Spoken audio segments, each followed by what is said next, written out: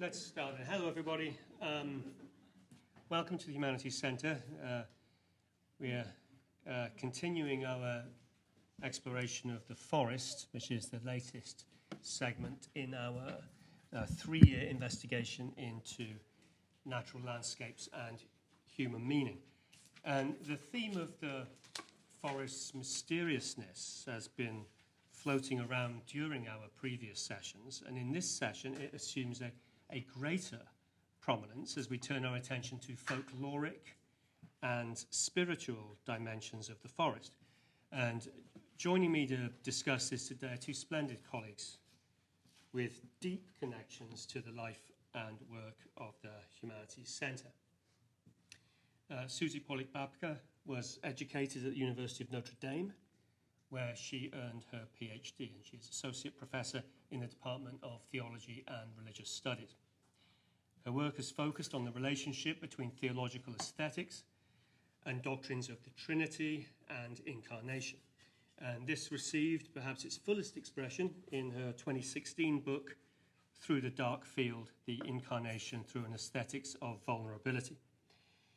That book has been described by reviewers as, and I quote, a stunning example of interdisciplinary Christian theological scholarship, and, again a quote, a beautifully written book on the complex relationship between art, theology, and vulnerability. As well as her departmental role, Dr. Babka is also the Humanities Center's Element Chair for Technology and Humanities. And Sara Hasselbach received her PhD from Tufts University before joining USD's faculty in 2015. Professor of Practice in the Department of English, she is also Director of the Writing Center. Dr. Hasselbach's research interests center on English poets of the Renaissance, including Donne, Herbert, and Milton, and these interests extend into a broader range of concern encompassing writers from Shakespeare through to Toni Morrison. She has presented her work internationally and has been the recipient of a prestigious fellowship from the National Endowment for the Humanities. Many years ago, Dr. Hasselbach was our first postdoctoral fellow at the Humanities Center when we were all about this. And her presence with us really helped to develop the character and the spirit of our work here. It's really wonderful to have you both with us today. All three of us will today consider some aspects of the lore of the forest, how woodlands and trees and forests have impressed themselves on or manifested themselves in the spiritual and religious imaginings of humankind. I want to start with this passage from Ludwig Wittgenstein, greatest philosopher of the 20th century. Wittgenstein says this: "It was not a trivial reason, for really there can have been no reason that prompted certain races of mankind to venerate the oak tree, but only the fact that they and the oak were united in a community of life, and therefore it was not by choice that they arose together, but rather like the flea and the dog." And this brilliant parenthetical remark: if fleas developed a right, it would be based on the dog. This is a remarkably incisive comment, it seems to me, on the nature of religious concept formation. How religious ideas grow out of those things which strike us most dramatically and upon which we depend and live. Now, the forest was once a huge and constant part of the human environment, not for us like it is now, rather removed and sequestered and preserved for our day trips and vacations. So central, then, that the religious imagination worked upon it and developed its ideas and practices. This passage from Wittgenstein is taken from his posthumously published, very short work, Remarks on Fraser's Golden Bough. And this is the work, I have to say, that's utterly captivated me since I first read it as an undergraduate student in 1988.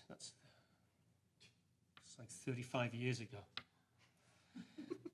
Now, the target of Wittgenstein's criticisms in this text is a profoundly important, though by now rather disliked work of anthropology, a book called The Golden Bough by Sir James Fraser.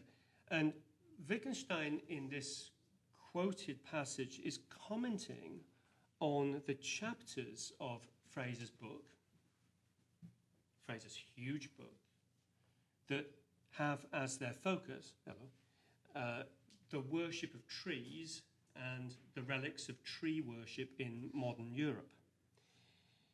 And the material that Fraser assembles here is actually rather interesting for our discussions today and in this series overall. This is the beautiful embossed cover of The Golden Bough with the mistletoe that grows on the oak tree, which is the central motif of this book. Fraser stresses that nothing could be more natural than the ancient worship of trees in Europe, he says. For at the dawn of history, Europe was covered with vast primeval forests, in which the scattered clearings must have appeared like islets in an ocean of green. Down to the 1st century before our era, the Hercynian forests stretched eastwards from the Rhine for a distance at once vast and unknown. He goes on. Germans, whom Caesar questioned, had travelled for 2 months through it without reaching the end. 4 centuries later, it was visited by the Emperor Julian, and the solitude, the gloom, the silence of the forest appeared to have made a deep impression on his sensitive nature. As a brief aside here, we might just note this haunting painting by Caspar David Friedrich, the Chausseur in the forest from 1813. Now, the painting has as its subject matter the French occupation of Germany during Napoleon's reign. So a French infantryman, or chasseur, is standing alone here, lost amid an enormous and gloomy forest, just as a Roman centurion might have done centuries beforehand in another invasion and occupation. It's a very powerful, haunting work, I think. Friedrich's nationalism would have abhorred the invader's presence on his land. The chasseur gets what he deserves. And yet his lonely fate engages our compassion. And all the while, we have the impassive, indifferent, frightening presence of the dark and gloomy forest. So, with this sort of thought in our mind, we can get back to religion. How could such an astonishing thing as this vast forest not have made an impression on people, not have informed their religious ideas? Fraser in The Golden Bough notes how the examination of Teutonic words for temple has, Fraser says, made it probable that amongst the Germans, the oldest sanctuaries were natural woods. So you now have this idea that somehow the oldest temples were woods. And this rather returns us, for those of you who were here last week, to issues that were discussed by Victor Carmona, how the architecture of a cathedral here echoes the structure of a forest, and accordingly how the temple, the church, the cathedral are probably derived from the earlier forest, wood and grove. Moreover, a very evocative passage in a letter written by the great Stoic philosopher Seneca captures, I think, the sense of wonder bordering, at the very least, on the religious when finding a grove of trees. He says, this is a passage from 2,000 years ago, if you come upon a grove of old trees that have shot up above the common height and shut out the sight of the sky by the gloom of their matted boughs, you feel there is a spirit in the place. So lofty is the wood, so lone the spot, so wondrous the thick, unbroken shade. A couple of things stand out from this wonderful passage. Firstly, the appropriateness of groves to be a model for the place of worship.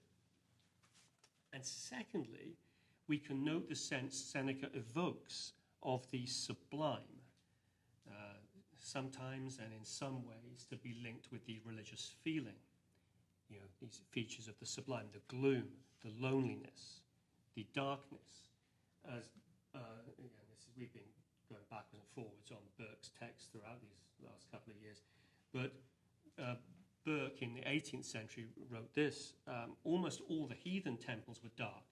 For this purpose, too, the Druids performed all their ceremonies in the bosom of the darkest woods and in the shade of the oldest and most spreading oaks. The Druid harvesting the mistletoe from the oak. You know, Christmas is coming, and you know, I don't know if people still put mistletoe up in there. Do you do this in America? Yeah? Oh, yeah. You do? Okay. Well, you should read Fraser, because that book is all about what mistletoe is supposed to signify and why you have it in you. We'll come back to this. For Fraser, and this is where Fraser gets more contentious and would provoke Wittgenstein's irritation, the ancient worship of trees was based on the mistaken notion that trees possess souls, that trees are animated and can feel, or that, though inert in themselves, they might be tenanted, more or less temporarily, by a god who can pass from one tree to the next. At any rate, the tree was to be reverenced as something special, not something wantonly and without good reason to be destroyed. Now, these are beliefs that would appear to be very much in the past, the long past, but Fraser, as I've indicated, detects what he calls relics of tree worship in the practices of more modern people. These practices might be found in our midwinter ceremonial traditions, particularly around Christmas time.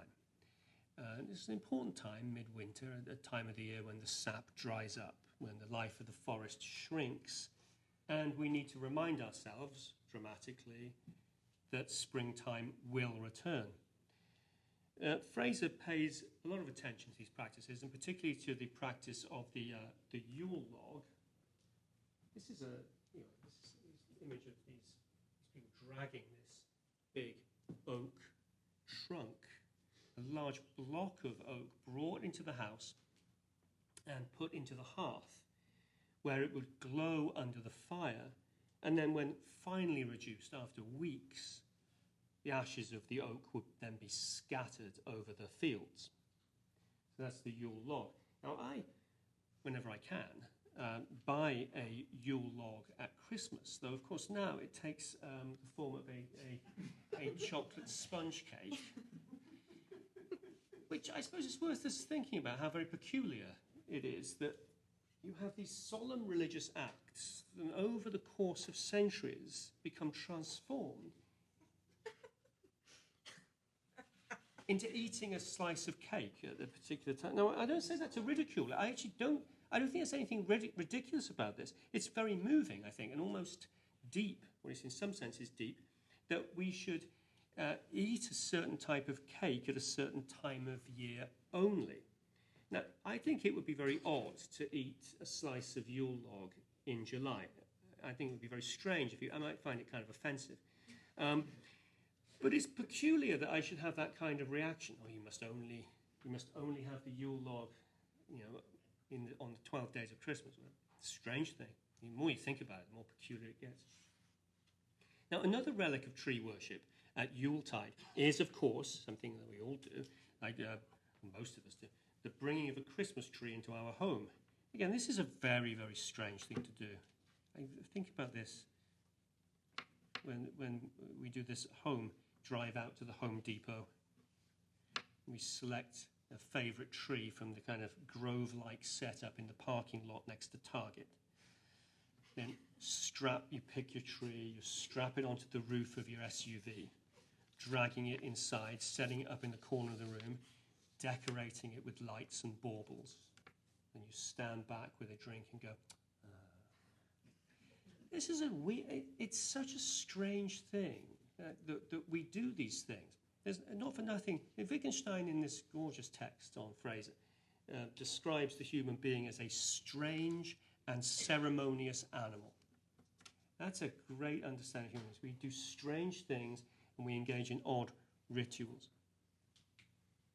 So the conspicuous ceremonial presence of a tree was, or is, not only a feature of midwinter, but occurs memorably again in the rituals of spring and summer, and in the games of spring and summer. Again, at a time, not when the woodlands are dying back into a kind of skeletal form, but when they are bursting again into verdant life. And a striking element of this season would be the erecting of a maypole. I love this picture. This is a very sort of strangely uncanny kind of postcard, actually, of this. If you've seen the movie The Wicker Man, right, this might be relevant. So here's the maypole, this tree that is erected in the centre of a village or a town, around which people would dance and sing. This is not a thing of the past, by the way. It still happens in the town of my birth every year. You go back to my little town in West Oxfordshire, God bless it, and you see small kids dressed like this, dancing around a maypole. It's really rather gorgeous. You should go to England sometime. It's kind of like a sort of theme park.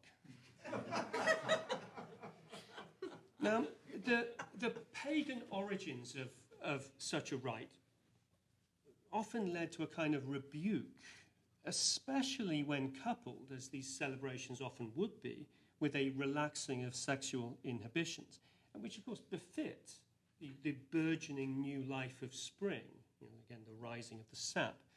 The Puritan writer, Philip Stubbs, who was alive in the 16th century, was especially appalled by the maypole. This is from his book, The Anatomy of Abuses. That's a great name for a book. Published in 1583, he says this: "Against May, all the young men and maids, old men and wives, run gadding overnight to the woods, groves, hills, and mountains, where they spend all night in pleasant pastimes. And in the morning they return, bringing with them birch and branches of trees to deck their assemblies. But the chiefest jewel they bring from thence is their maypole, this stinking idol." So you get the sense this is not a dispassionate account, which is covered all over with flowers and herbs, bound round about with strings from top to the bottom, and sometimes painted with variable colours.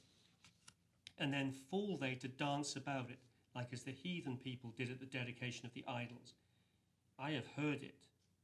He almost says this in a kind of whisper, which I like as a piece of writing. I've heard it credibly reported by men of great gravity and reputation that of 40, 60, or 100 maids going to the wood overnight, they have scarcely the third part of them returned home again undefiled. Remarkable piece of powerful writing about the horrors, the sexual horrors of Maytime. Folklore traditions indicate much too about the mysterious and spiritual denizens of the forest.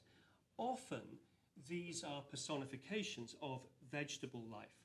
On May Day, again in England, we often find the remarkable, this is incredible for me, this is the remarkable figure of the Jack in the Green. Again, these are not old photographs. This is still happening in England and elsewhere in Europe. A person entirely covered in leaves and greenery, and whose vibrant appearance, dancing around the town or the village, personifies the return of the spring. This figure, the Jack in the Green, is closely connected with something called the Green Man. It's a striking manifestation of an animated and personified or personal spirit in vegetation. This takes us back, of course, to this issue of the cathedral, because representations of the Green Man can be found in the medieval churches and cathedrals of Europe. Here's one from Winchester. You can see this head with vegetation sprouting from the figure's mouth. This is a 14th century carving.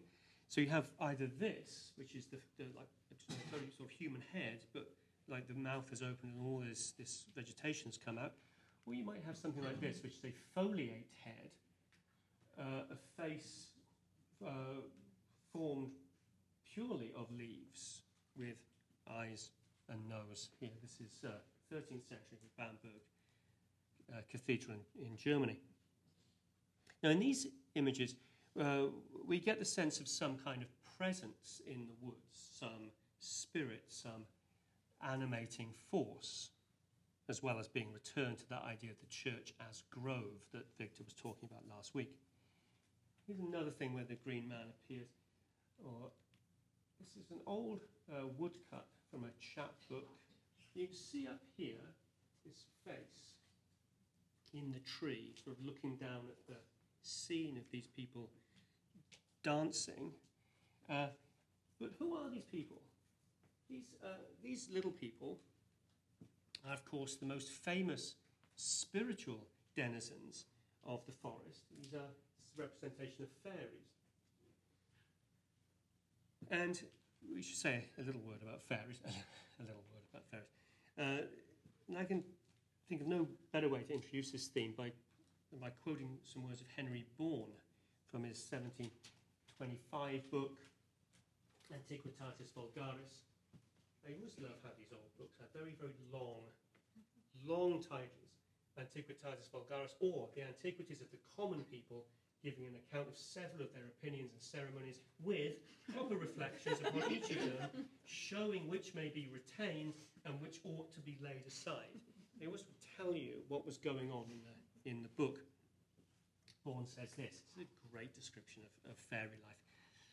Another part of this conversation generally turns upon fairies. These, they tell you, have frequently been heard and seen.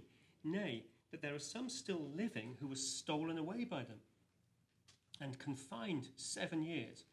According to the description they give of them, who pretend to have seen them, they are in the shape of men, exceedingly little. They are always clad in green and frequent the woods and fields. When they make cakes, which is a work they have been often heard at, they are very noisy.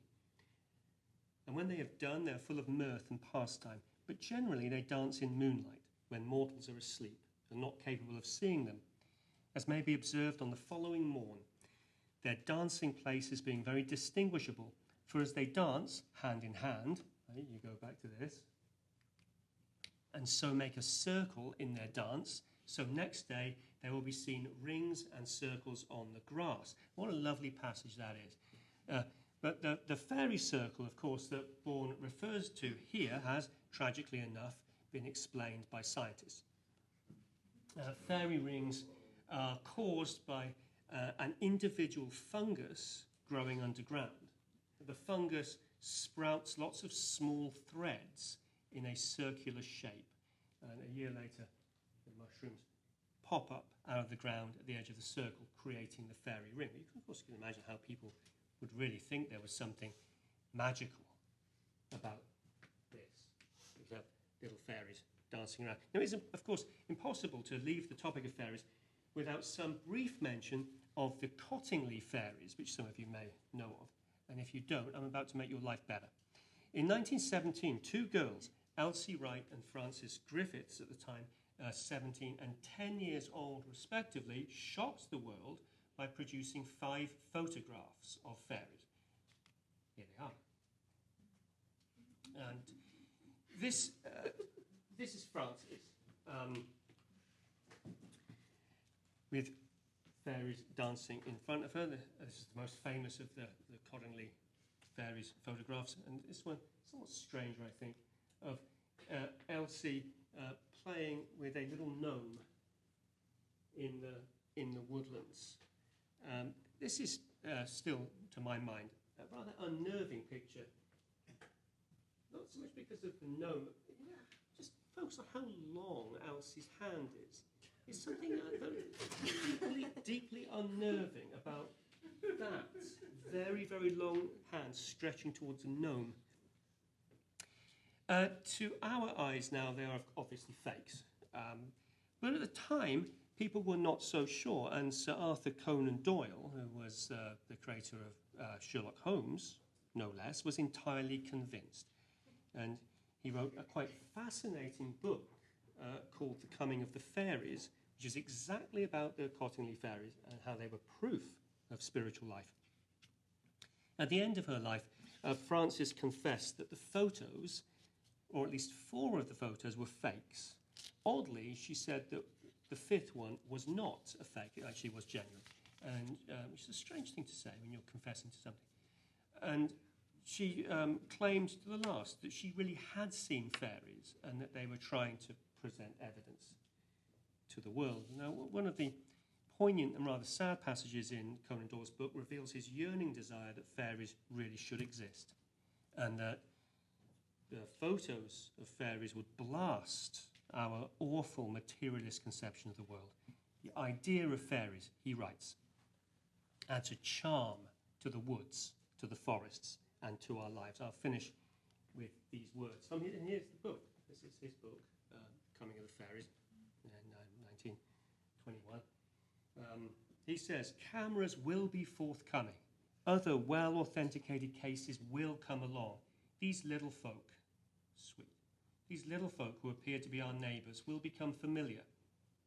The thought of them, even when unseen, will add a charm to every brook and valley and give romantic interest to every country walk.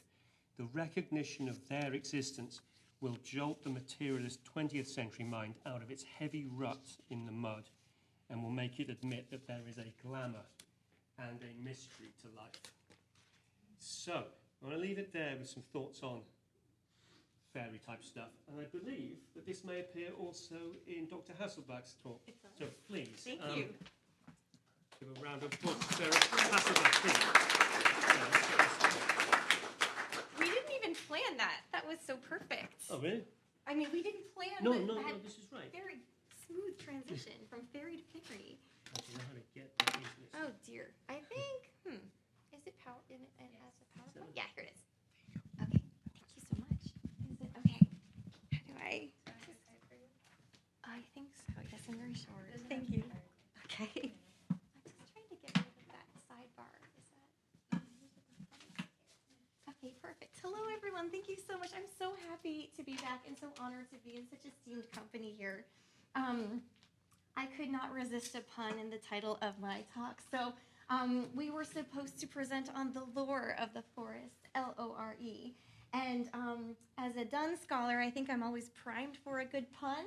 John Donne, never done. He marries Anne Moore, desire for more. So I'm focusing today on the lore and the lure of the forest in Shakespeare's A Midsummer Night's Dream.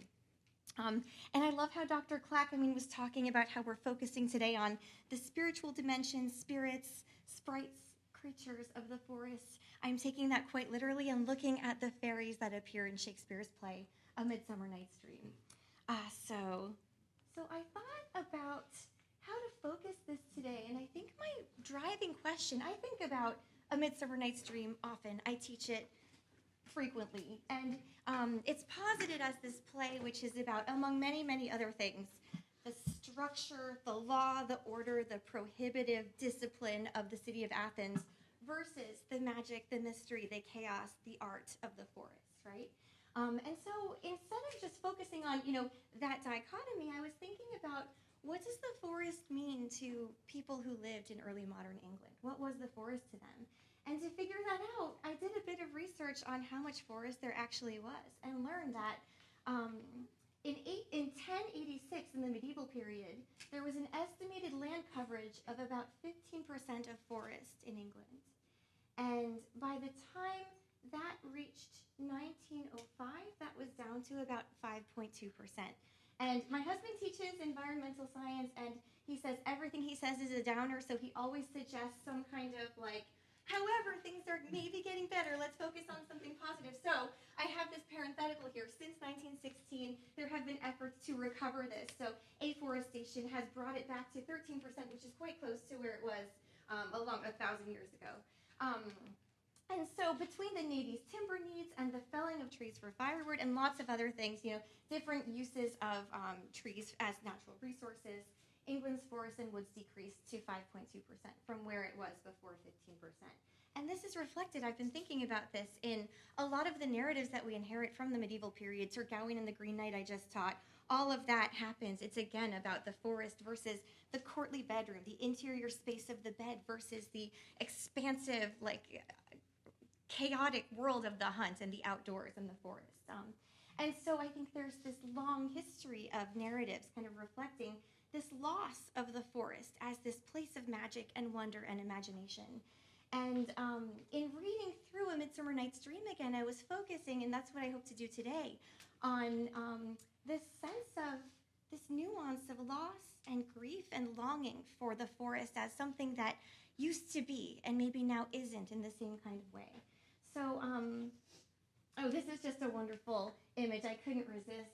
This was actually just from a production of A Midsummer Night's Dream, and this was an etching in a newspaper of Titania, who has fallen in love with an ass named Bottom in the play. I'm not even talking about that. I just wanted you to see this image, but I love the kind of framing of the forest here. And it's almost as though they're kind of straddling the world of the open expansiveness and the woodedness of the forest. And so just before kind of diving into what's happening in the play, I wanted to go over, for some of you who aren't familiar with the plot, just a couple of main features. There's a lot going on in this play. It's very rich, but just so that I can kind of keep track of, who's doing what. So the play was first written around 1595, 1596. It was printed in 1600 in quarto form. It then appeared later in the first folio, but that's about the time frame. There are two basic parallel storylines. It starts and ends in the city of Athens, but most of the main action takes place in the forest. So we start in the city of Athens. Theseus, the Duke of Athens, has just conquered the Amazons and plans to wed Hippolyta. She is not happy about this. The text is unequivocal about this. She's the queen. She is now made submissive, and this is, not something she enjoys. He has won her in battle. And then also in the city, there are 4 young Athenian lovers, Hermia, Lysander, Helena, and Demetrius. Various people are in love with various other people. It does not line up, very Shakespearean. There is not a tidiness in that. There is something that has to be figured out. The lovers are not allowed to love who they want in the city of Athens. Therefore, they escape from Athens to the forest so that they can pursue who they wish to pursue in love. Specifically, Hermia is being told by her father, Aegeus, that she must marry Demetrius, who loves her. She loves Lysander. Lysander loves her. Helena loves Demetrius. Poor Helena, nobody loves her. So, nobody loves her yet. And then, meanwhile, in the forest, there's a parallel storyline, and interestingly, there's a lot of overlap here. So, usually the actor who plays Theseus is also the actor who plays Oberon, the fairy king. The actor who plays Hippolyta is also the actor who plays Titania, the queen of the fairies. So in the forest, meanwhile, Oberon and Titania, fairy king and queen, quarrel over possession of a changeling boy. I won't go into very many specifics here. Titania has absolutely the claim and the sympathy over this. Oberon is just annoyed and jealous that she has affection for something else, and he wants the changeling boy as a servant. She wants to dote on him and love him as a child. As a result of their quarrels, though, interestingly, Titania has not been able to perform her rites in the forest, her forest rituals and rites with the fairies. And therefore, natural cycles have been altered. The seasons are overlapping. There are floods. There are droughts. The food stocks are being poisoned. There are rheumatoid diseases, floating around. And so this is a big problem that they're quarreling. Puck, a mischievous fairy, takes orders from Oberon to anoint Titania and the lovers with a love potion that causes them to fall in love with the first being that they see when they awaken. This is meant to humiliate Titania, but he also hopes to kind of set something right in terms of this foursome that's not lining up the way they need to in a Shakespearean comedy. And I just want to kind of underscore again the difference that is set up at the beginning of this play between the city of Athens and the forest. This is a totally amazing etching by William Blake, who entitled this Oberon, Titania, and Puck with Fairies Dancing. So here is Oberon, here's Titania, that's Puck. Puck is throughout the play kind of an intermediary between the audience and the action of the play, between the forest and the city of Athens. He kind of willfully goes through and crosses all of these boundaries. Here are these fairies dancing. And I love a few things about this. It's a reminder of how small they actually are. So Oberon and Titania's heads are about just a bit bigger than these maple leaves here. I think Puck looks demonic, right? He looks really scary and strange. He's not just mischievous. There's an undercurrent of maybe something kind of not quite evil, but not quite good.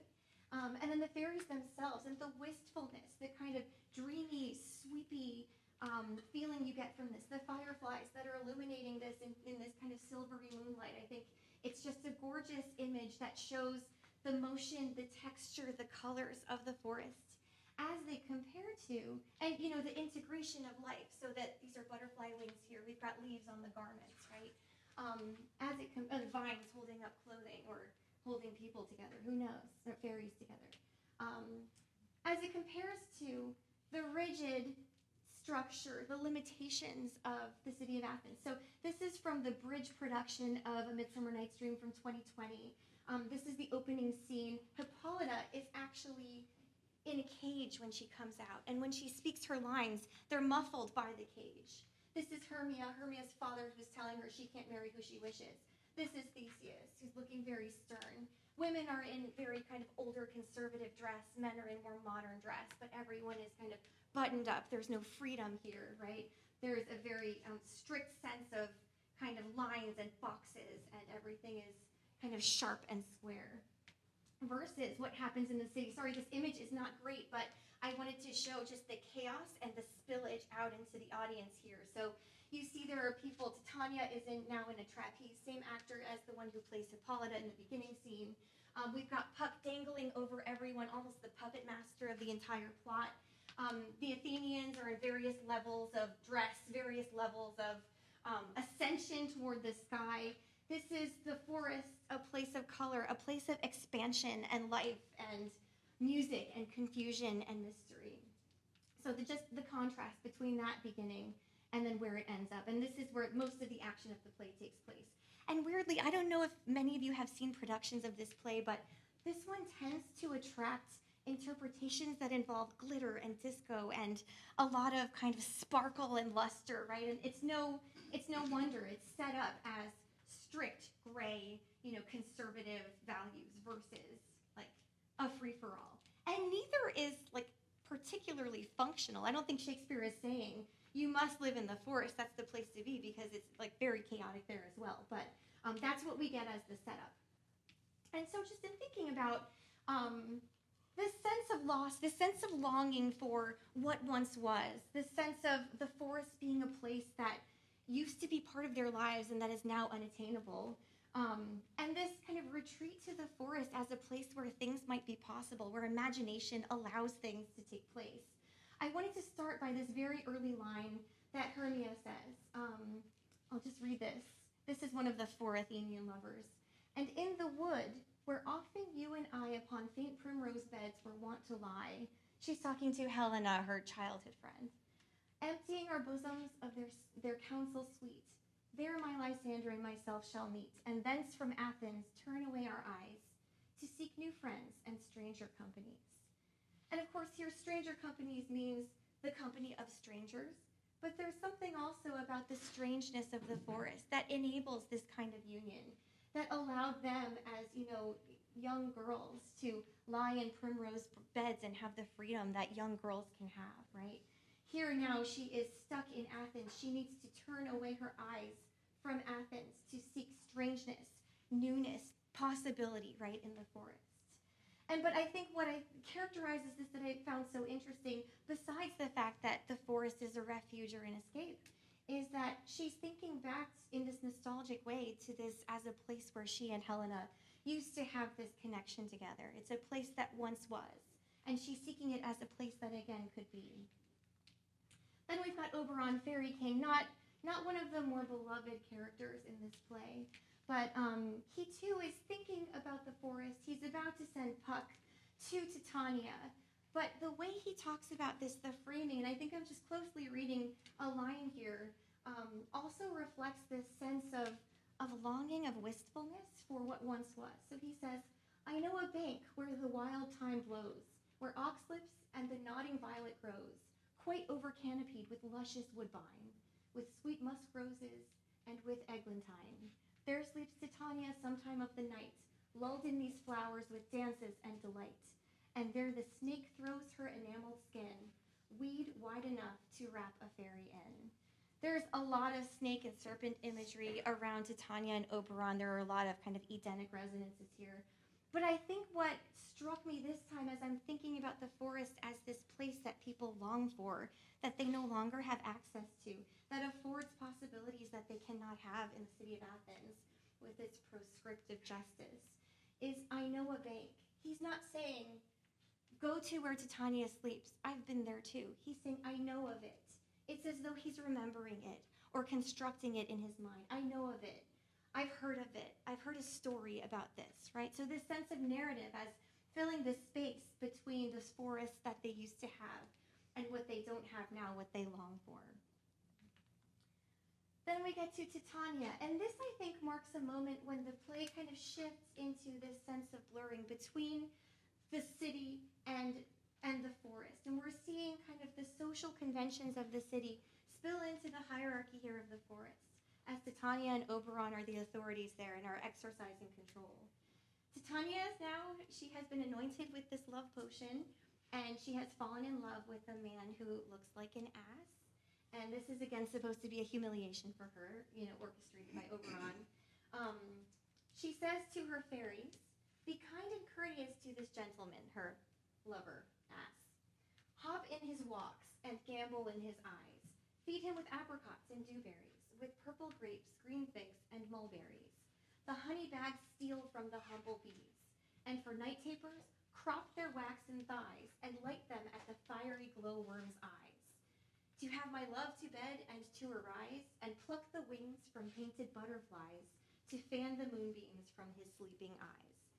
There's a violence in this, and a sense of control that she's exerting over these natural things. You fairies, you're my emissaries. Go steal honey bags from humble bees. For night tapers, crop the waxen thighs of these worms, right? And light them at the fiery glowworm's eyes. I want my love to enjoy the spoils of the forest that I can control, right? And so we're seeing this sense of hierarchy and blurring spilling into the forest, which should be, as the play starts off, a sense of refuge and mystery and wonder. Then we get to this, which is, I think, one of the most important parts of the play.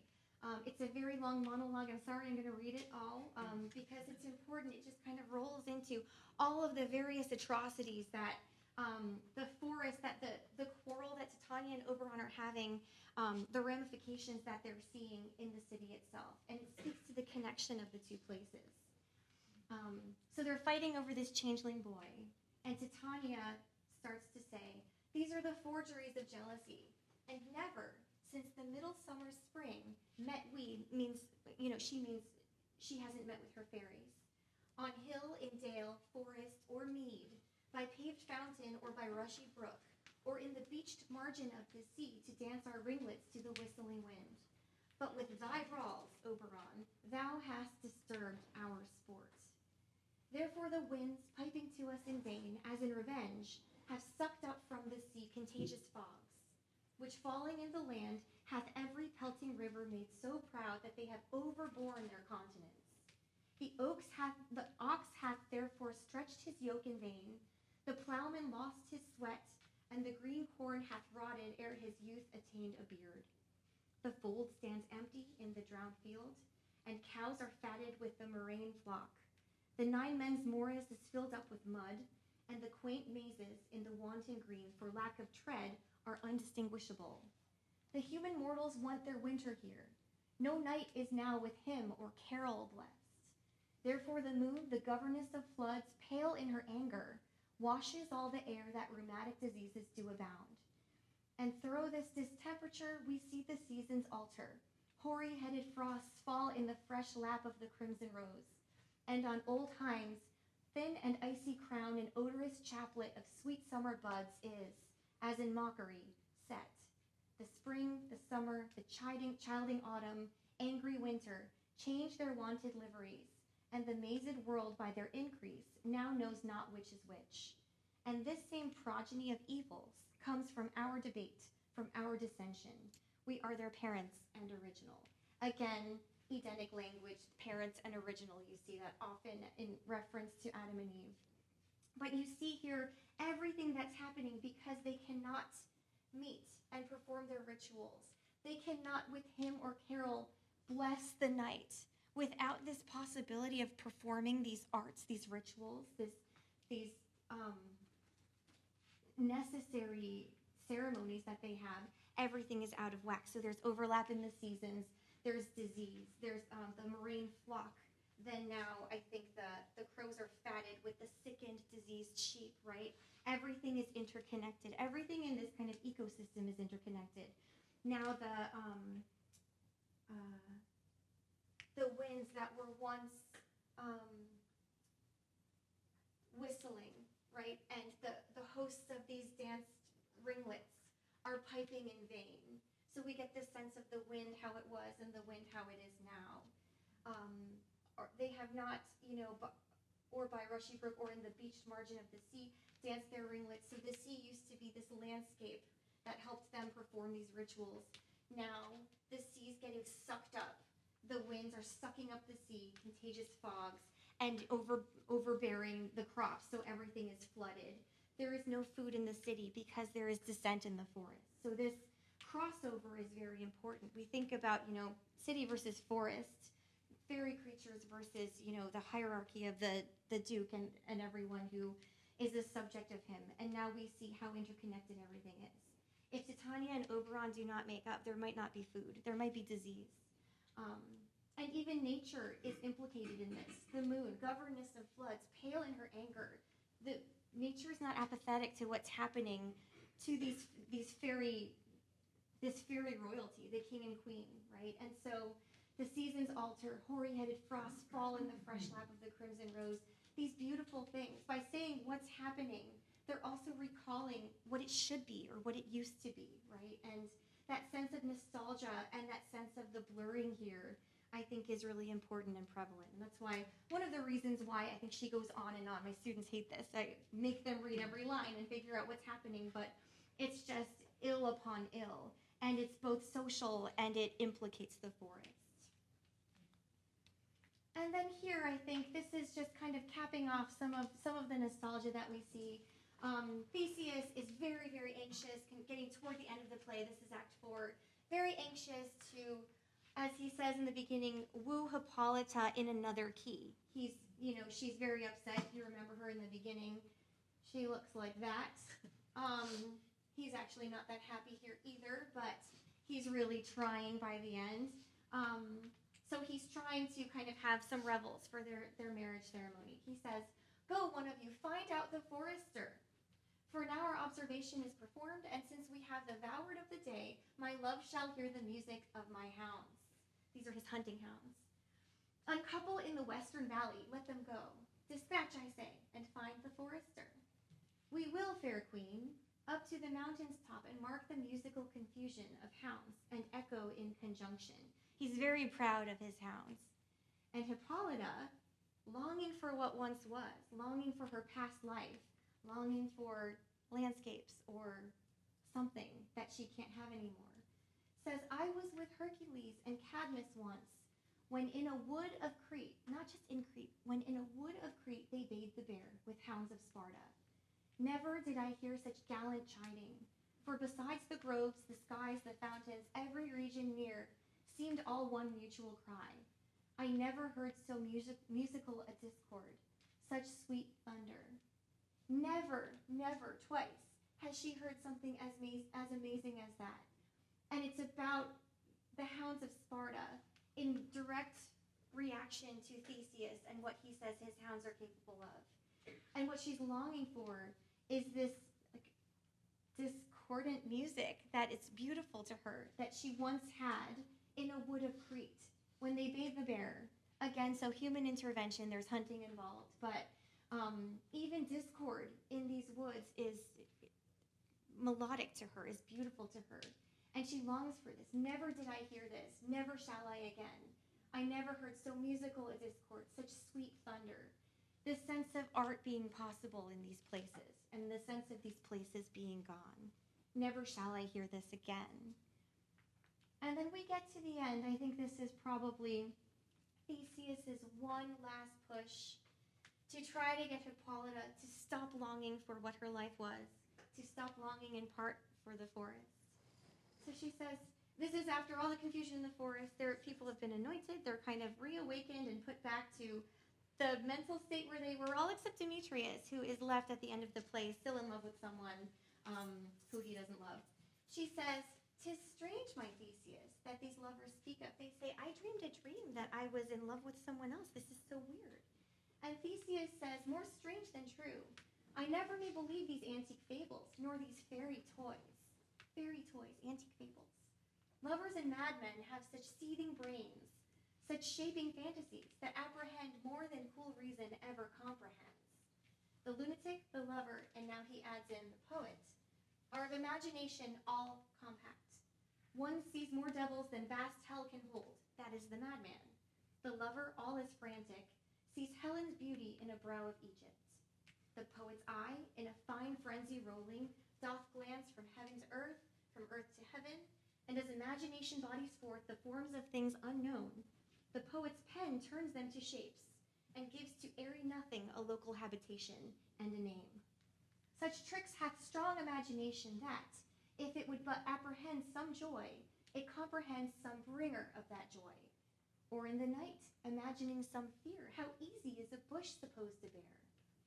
And Hippolyta responds, "But," a couple buts here, "but, Theseus," to the extent that she can say but to him, "but all the story of the night told over, and all their minds transfigured so together, more witnesseth than fancy's images, and grows to something of great constancy." She's not saying truth, which he says.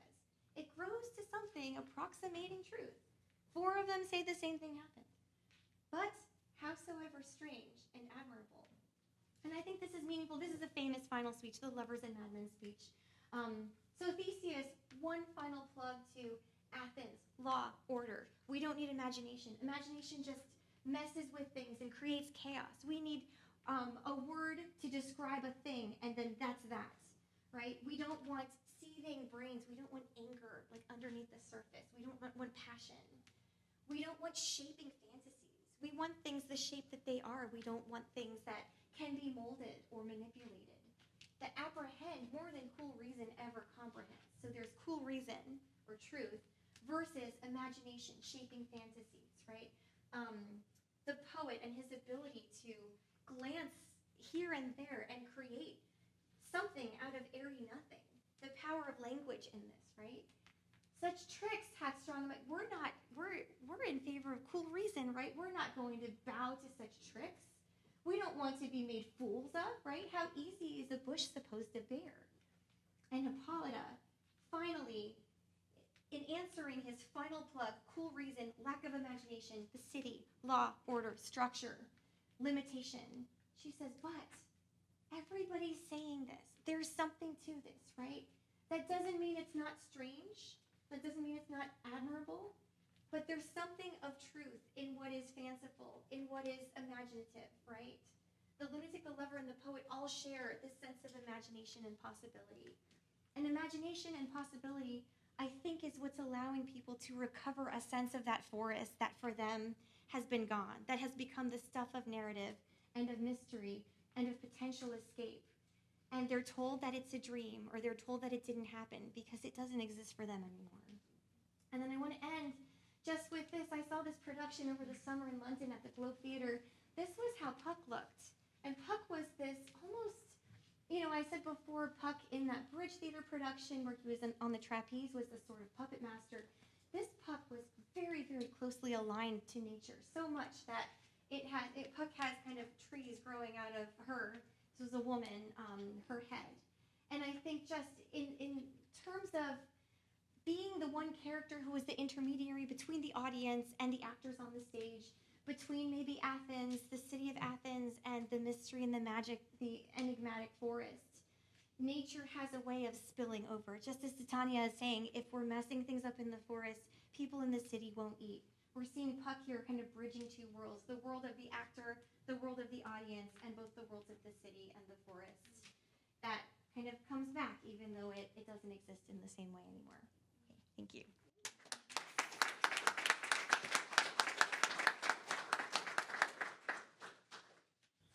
Wonderful, wonderful. Thank you. So you all see why Sara was my both my kids' favorite professor.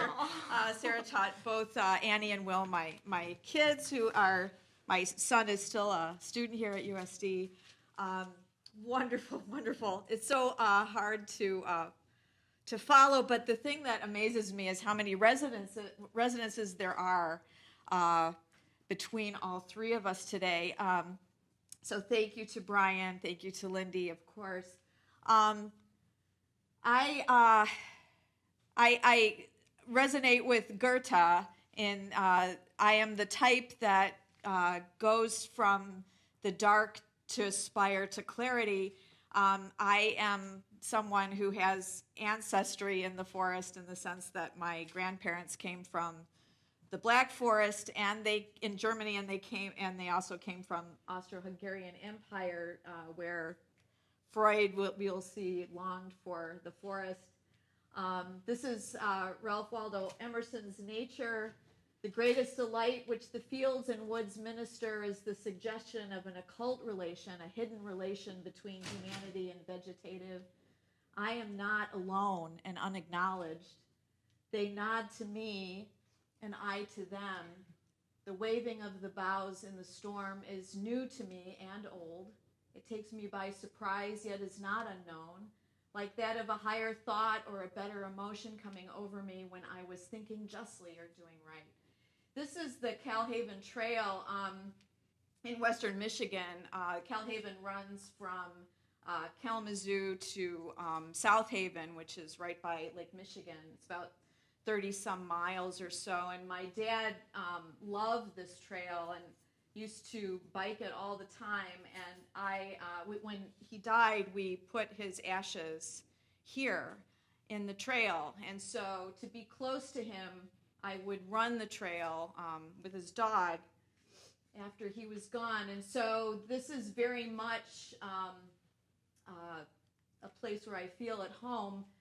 In 1899, Freud described a strange secret longing, and longing is the German word Sehnsucht, which is really hard to translate, translates into longing or desire, that had haunted him all his life, which he associated with a desire to walk in the woods with his father.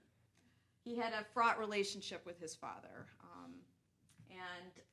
And yet that he's thinking about this, this is around the time he's writing Totem and Taboo, he thought that these Sehnsucht might be perhaps for a life of quite another kind. And Freud, of course, was a famous atheist, scientist, writes about animism as just a step on the way toward science, the mythology toward religion, toward science sort of trajectory. But I think there's something else going on here. I think Freud really, really wanted something more that both Brian and Sara talked about. And so this poem by Rilke, which is just before Freud writes that to his friend, that is longing, living in the heaving and not having a home in time. And those are wishes, soft dialogues of daily hours with eternity. And that is living, until from a yesterday the loneliest of all hours rises, that smiling another way than the others is meeting eternity in silence. This is Sehnsucht. This is that feeling that Freud, I think, was trying to describe. And of course, Thoreau writes a great essay on walking, the art of walking, that is, of taking walks, who had a genius, so to speak, for sauntering, which is derived from idle people who roved about the country in the Middle Ages and asked charity under pretense of going a la Santerre to the Holy Land, till the children exclaimed, "There goes a Santerre," or a saunterer, a Holy Lander. Some, however, would derive the word from sans terre, without land or home, which therefore in the good sense will mean having no particular home, but equally at home everywhere. For this is the secret of successful sauntering. So this longing that we feel for the forest, that Freud even feels, that Rilke feels, this longing to see life within blurred by the life outside. a longing for connectedness, for relationships, seeing trees not as objects in my horizon, but as agents in themselves. This, I find the greatest resonance in Shinto and Buddhism in Japan. And so there's this sense in which, to understand why I feel close to my father in the forest, or why Buddhism actually helped me more after his death than the Catholicism in which I was raised. I think about the deities or spirits, the kami in Shinto. In that land, there were numerous deities which shone with a luster like that of fireflies, and evil deities which buzz like flies. There were also trees and herbs which could speak. And so this goes all the way back to 720. This is the forest surrounding the Meiji Shrine in Tokyo. This is it's rare to see a forest preserved in an urban situation, but that is how important the forest is to the shrine, to the temple. And the thing that, again, Freud, I think, when he's talking about animism, he's sort of missing the point. Animism is really more about poetic reality than descriptive reality. Immediate experience, that aesthetic sensitivity and emotional sensitivity, that is why we long for something. That is why we can describe the forest as full of fairies or full of kami. Truth in Shinto, then, always refers to commune with the divine. I always have a problem calling Shinto a religion. This is what the West does, right? The West tends to want to categorize everything. We want to put everything into a box. We want to make everything, given characteristics and categories. And it's even hard to call Buddhism as a religion as well. These are more of Weltanschauung. These are more of a worldview. But truth, if you talk about truth at all, you're referring to communion with the divine, which is most ardently experienced through the natural world. And so there's no blurring between your religious life and your life. Such refers not to an idea to be believed. There's no doctrines here, no dogma. There's not a concept of thought. This is not intellectualized. This is about a quality of experience, to forget oneself within the phenomenal world, recognizing that it is actually intimately within you. So when Sara's talking about how this is expressed in Shakespeare as, referring to an intimate situation between people, this tree, Junion Yasu, which means 12-forked pole which pokes a fish, is in a forest outside the Aomori prefecture in the Tohoku region of Japan. This is about 800 years old. The energy of the kami are always thought to be most strongly felt in trees that have more than one trunk. You see a tori. Tori are like a gate that sort of marks the entering of a sacred space.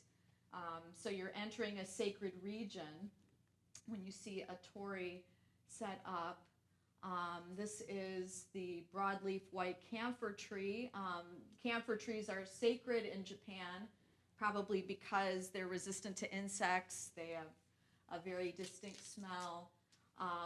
Zach Davison writes, the importance of tree-dwelling kami was established in the record of ancient matters in the legend of the founding sibling gods of Japan, Izanagi and Izanami. The two gave birth to hundreds of thousands of godling children, but their second-born were the kami of the trees.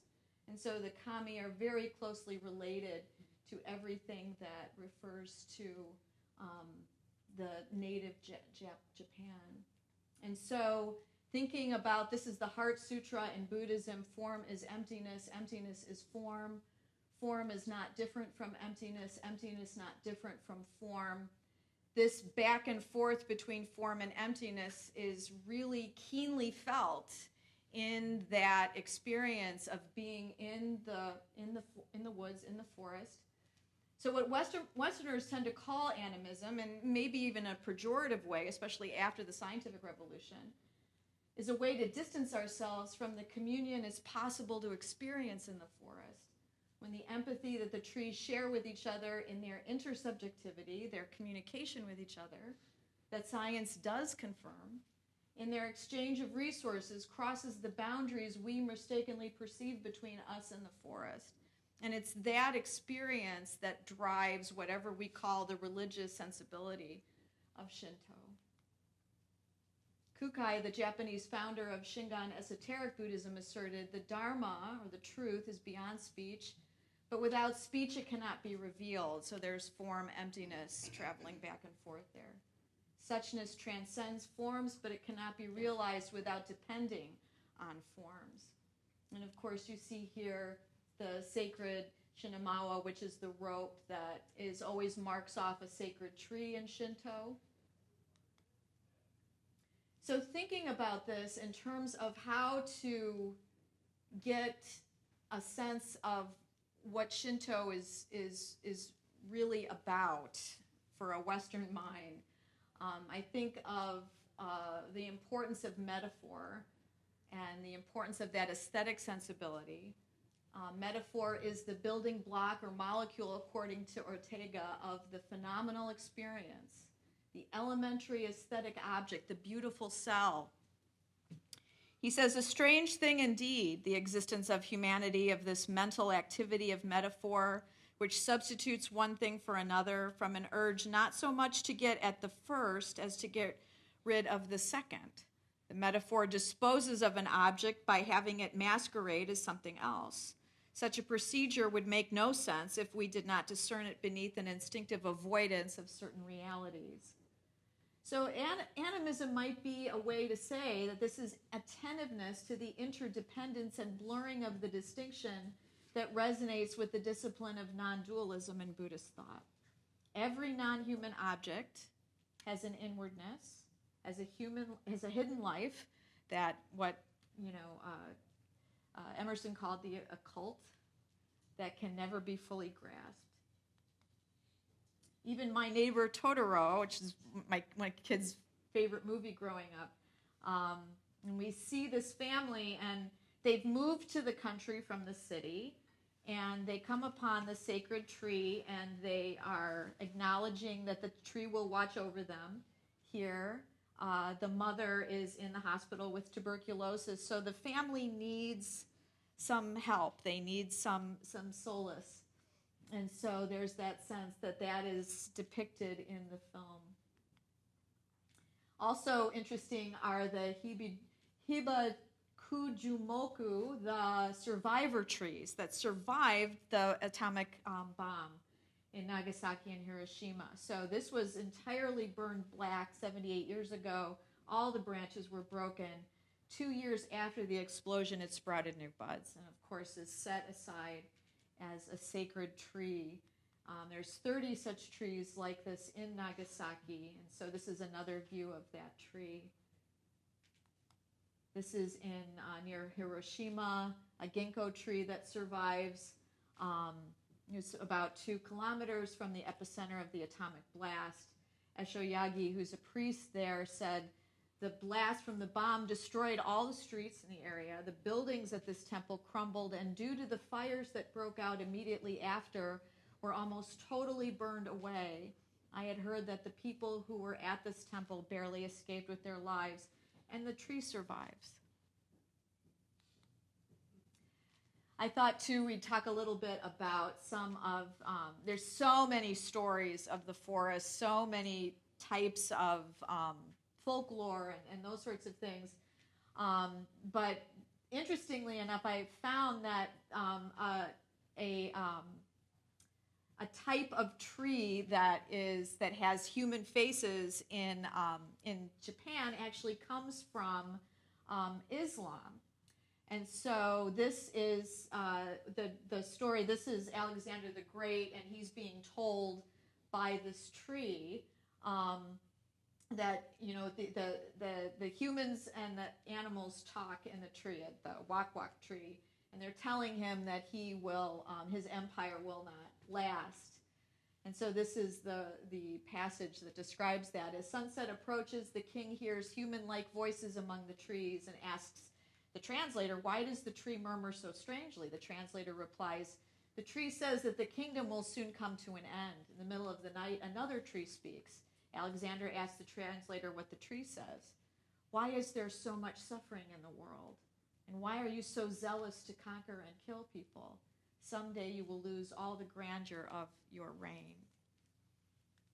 So that actually migrates to Hokusai, who does a similar tree in part of his oeuvre. This is in Menju, the human face tree. The flowers fall because the faces will laugh. And so this describes the Menju as originating in the land of Daishikoku. Daishi is the Japanese pronunciation of the Ming Chinese name for the Islamic world. So it's just interesting how these stories sort of cross paths.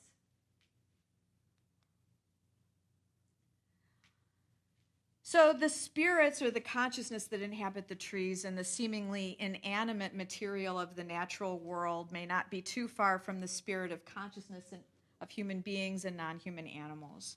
The fabric of consciousness that invades the seemingly separate entities of the world means that there is no sharp line between living and dead things, between plant and person, between spirit and material.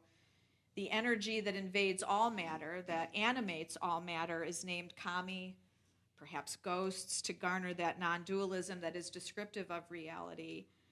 So what we do here is to move from the world to the mind rather than from the mind to the world. Basho, the great poet, if you want to learn about the pine, go to the pine. When you have become one with the pine, poetry comes by itself. The real thing always overflows the concept that is supposed to hold it. And so the longing that we feel for the forest is actually part of the forest's own divinity.